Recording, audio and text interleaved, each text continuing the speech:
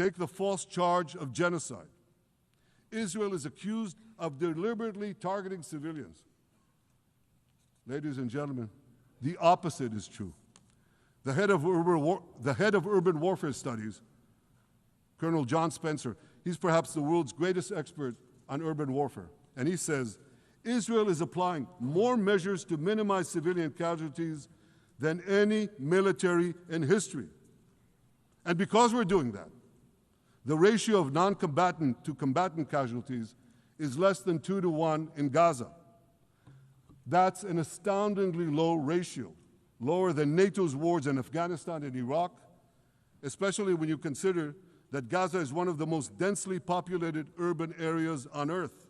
It has hundreds of miles of terror tunnels underground, and it has countless terror towers above ground, and thousands of terrorists embedded in the tunnels and in these towers in civilian areas. If you want to see what measures Israel takes to avoid civilian casualties in this war, just look at what we're doing now in Gaza City, the last Hamas stronghold, one of the 2 last strongholds. For 3 weeks, Israel dropped millions of leaflets, sent millions of text messages, and made countless phone calls urging civilians to leave Gaza City before our military moves in. At the same time, Hamas implants itself in mosques, schools, hospitals, apartment buildings, and tries to force those civilians not to leave, to stay in harm's way. And it often threatens them at gunpoint if they try to do so. For Israel, every civilian casualty is a tragedy. For Hamas, it's a strategy.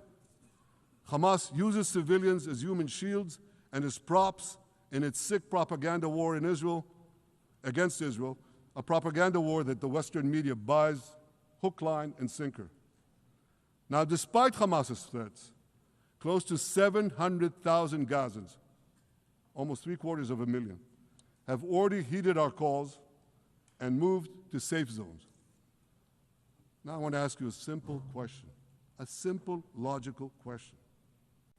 Would a country committing genocide plead with the civilian population it is supposedly targeting to get out of harm's way?